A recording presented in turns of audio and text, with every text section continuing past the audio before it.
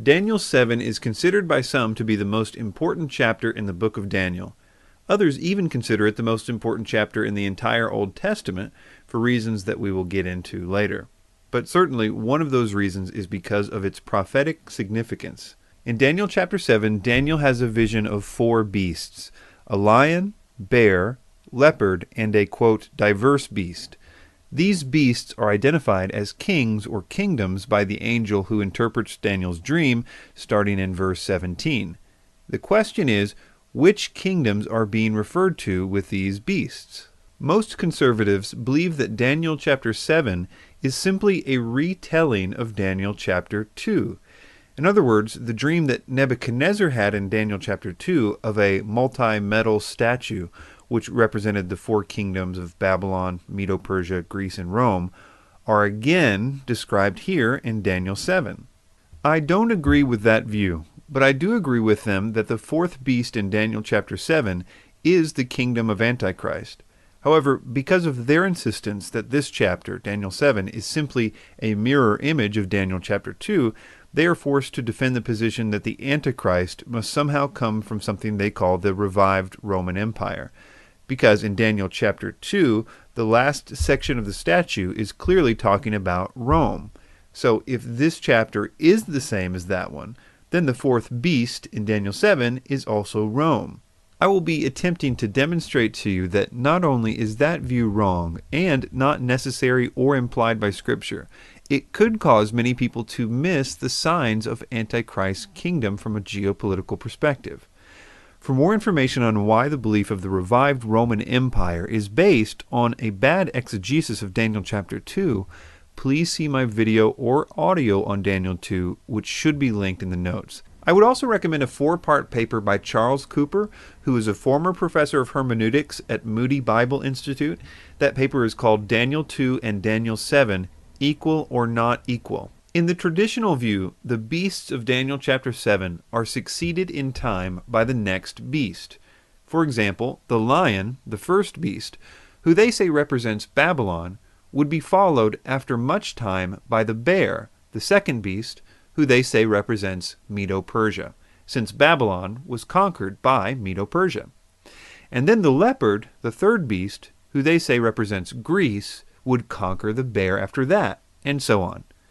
I believe there are significant reasons to challenge this view of the kingdoms being in temporal succession of one another. In other words, to challenge the idea that these beasts in Daniel chapter 7 existed one after the other instead of all at the same time. In this study, I will propose that this vision of the 4 beasts in Daniel 7 is not simply a picture of 4 kingdoms that have come and gone in the past, but rather this is a picture of the 4 kingdoms that will be on the earth at the same time when the Antichrist begins his reign. If this is the case, then this chapter, along with the latter half of Daniel 11 and Revelation 13, give the church its best chance to recognize the geopolitical precursors to the rise of Antichrist. A large number of reasons for viewing these beasts as contemporaneous as opposed to successive will be presented in this study, but I will mention a few notable ones quickly so that you can get an idea of the types of problems that the traditional view has.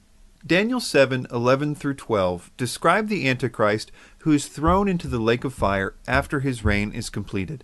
Very few conservatives would debate this point.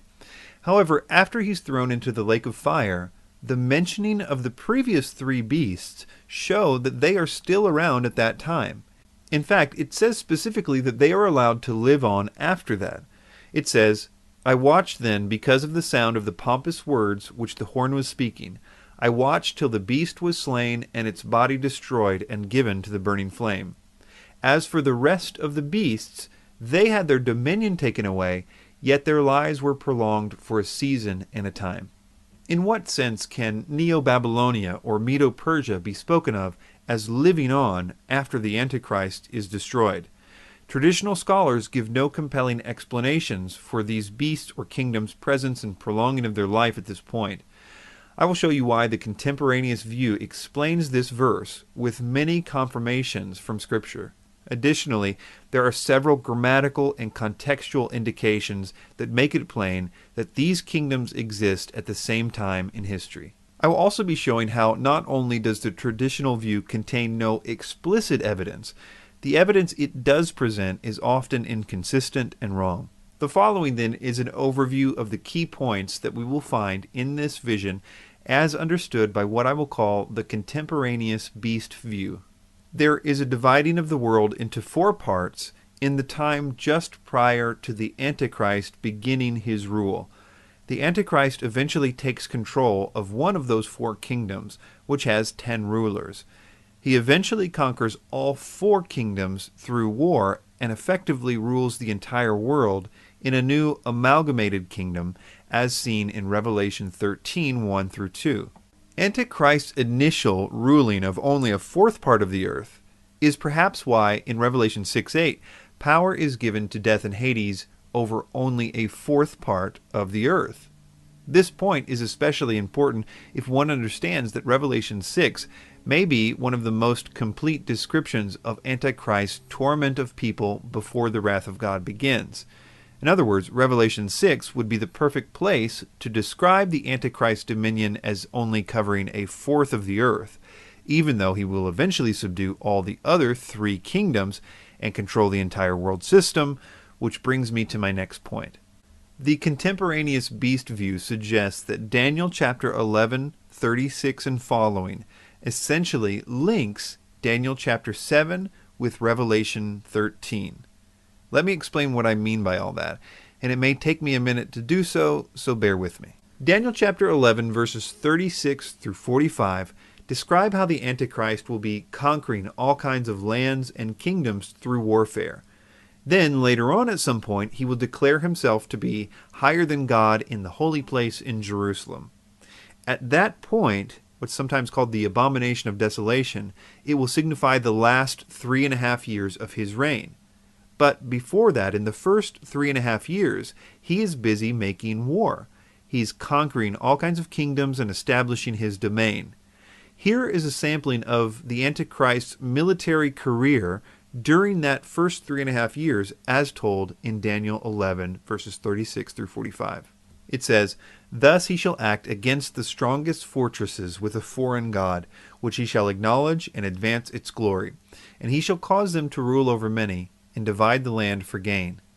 At the time of the end, the king of the south shall attack him, and the king of the north shall come against him like a whirlwind, with chariots, horsemen, and with many ships, and he shall enter the countries, overwhelm them, and pass through.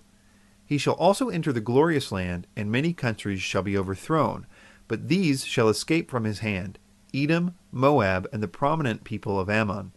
He shall stretch out his hand against the countries, and the land of Egypt shall not escape.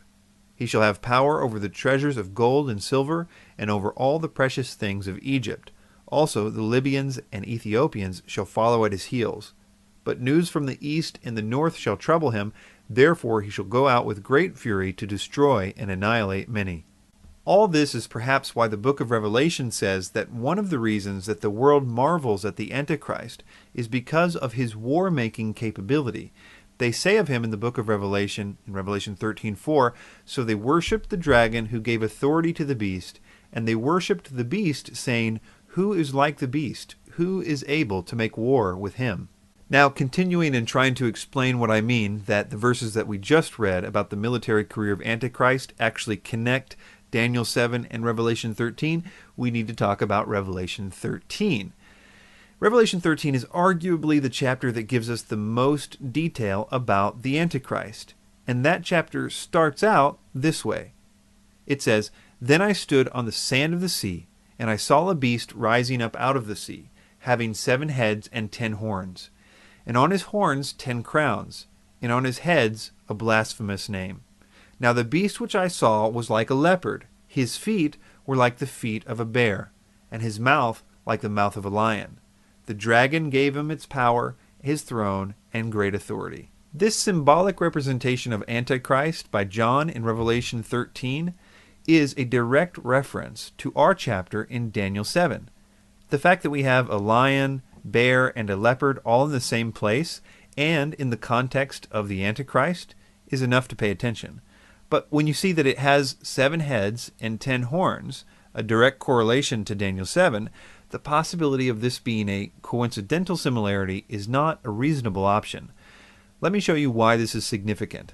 If you take the beast way back in Daniel 7, that is, a lion with wings, a bear, a 4-headed leopard, and a 10-horned beast, and you squeeze them all together, if you combine them all into one beast, you would have a 7-headed, 10-horned beast with the characteristics of a bear, leopard, and a lion. Exactly what we see in Revelation 13.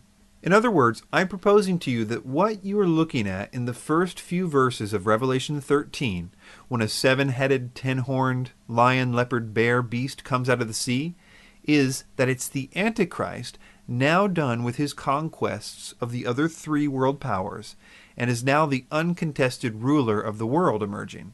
Revelation 13 is understood by most conservatives to be the Antichrist's final 3.5 years, not his first 3.5 years.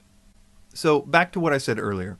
The view that I will be promoting, the contemporaneous beast view of Daniel 7, suggests that Daniel chapter 11, 36 through 45, which describes the wars of Antichrist in the first 3.5 years, essentially links Daniel chapter 7, the Antichrist pre-wars, where he is only one of 4 powers, with Revelation 13, where he is the uncontested ruler of all world powers.